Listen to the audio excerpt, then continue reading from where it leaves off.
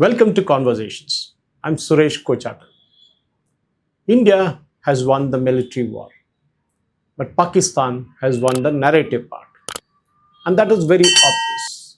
Despite being bashed up by India in the military sector, especially our Air Force, which performed admirably well by bombing not just the terror outfits, but also the Pakistani military establishment and Air Force assets in Pakistan. We in India seem to have lost our narrative when it comes to the fake news that is being floated around. In the initial days after Operation Sindhur, the 4 days that we saw action, things were going hunky-dory. But then suddenly news came in that we lost a Rafale or two, lost a Sukhoi or two, and lost hundreds of soldiers and etc. etc. They were in many ways aided and abetted by many news channels and of course YouTube channels from India, which are promulgating the fake news. But beyond that is a question that I have. What is the long-term plan for the Indian government? What do they propose to do to tackle this? Let me take a case in example. Qatar, which is facing a same case of international isolation because it is considered the home base for Muslim Brotherhood, Al-Qaeda, ISIS, and even Hamas. So what did Qatar do? Of course, it had lots of money, lots and lots of oil money and gas money. So they started investing. They first bribed their way through FIFA, got the World Cup into Qatar. Next, they ensured that Qatar gets to be seen in the positive light. So they started Qatar Airways, big brand. So again, a positive image. Then they started investing in buying off congressmen, MPs, and elected representatives in every country in the world, especially in the US. And what do they do with that? They ensured that they actually got positive coverage. As we saw in the recent trip of President Trump to Qatar, to Doha, we saw how he was gifted a brand new aircraft to be the presidential. But that's not the main point. The main point is Qatar invested in media. They started Al Jazeera. It's a different matter that Al Jazeera was seen as a propaganda tool for the Qatari regime. They continue to push their narrative because they were isolated in the global world and more so in the Islamic world. Saudi Arabia never liked them, UAE never liked them, and other countries in GCC never liked them.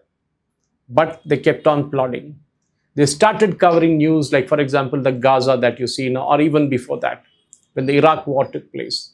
And of course, when the Syrian resistance was going on. But here is where I propose that the Indian government should do. And in fact, I tweeted about it last night as to what the Indian government should do. We should have our own Al Jazeera. But somebody might say, oh, we have Doordarshan. But the problem with Doordarshan is that it is a government entity, a Prasar Bharati entity. It has its own restrictions in terms of technology, in terms of salaries, in terms of even the assets that you can buy abroad or even put reporters on the field in every country possible. Al Jazeera does it. Snazzy sets, great presenters, most of them Europeans, and it looks like a CNN or Sky News or even BBC. How does India do it? We have to get the private sector involved. If the existing news channels are supporting the government in Operation Sindhur, we need to take that voice nationally and then internationally. For that, the government of India has to do a lot of investment. Otherwise, we will have to send our representatives like what we are doing now to go and talk about what we did and what Pakistan did. We need to have an international channel with private sector players in it. We can't have the lowest code bidder kind of format in this. It doesn't work. We need to pay well, far beyond what is being paid by different international channels. And that is the most important thing. And how does one do it? Well, the government has to create a fund for it. Independent entity outside the government. Just the funding so that government doesn't have to get into audits and other things. And that funding is for basically a PR purpose, like what Qataris are doing with Al Jazeera. And to ensure that India's voice gets heard throughout the world. Second, we need to counter fake news. The government needs to get tough, and it did get tough during the 4-day conflict. It banned a few YouTube channels, it took down a few Twitter handles, but beyond that, nothing more. We need to have a strict criminal law for those within our country at least who do these kind of activities. The print, the scrolls and all are doing this day in and day out. Then you have news laundry and others. We need to kind of curtail all of them. We need to bring down freedom of expression ends where my nose begins. That is very clear.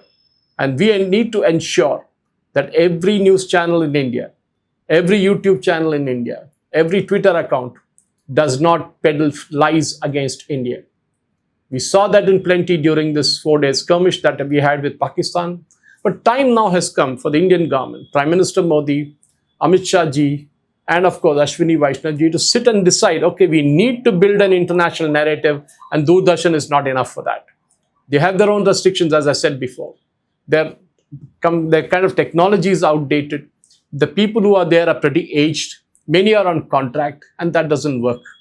If Arnab Goswami can build up a structure like what he has done in Noida and have snazzy studios and great presenters and reporters on the field, why can't we just replicate that model on an international basis? Hire people, pay them well, and of course demand accountability for it. We need to have accountability for everything. And sure enough, if we do this, I can bet you on the last dollar off that India's image as a nation will go up multifold. We have to invest money. There's no getting away in today's world where digital media rules especially. And for sure enough, we've seen that with every other country.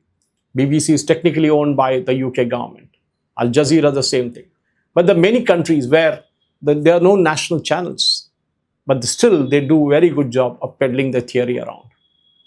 Time has come, ladies and gentlemen, for us to have our own news channel, digital channels, and of course, aggressive social media representation. That is extremely important.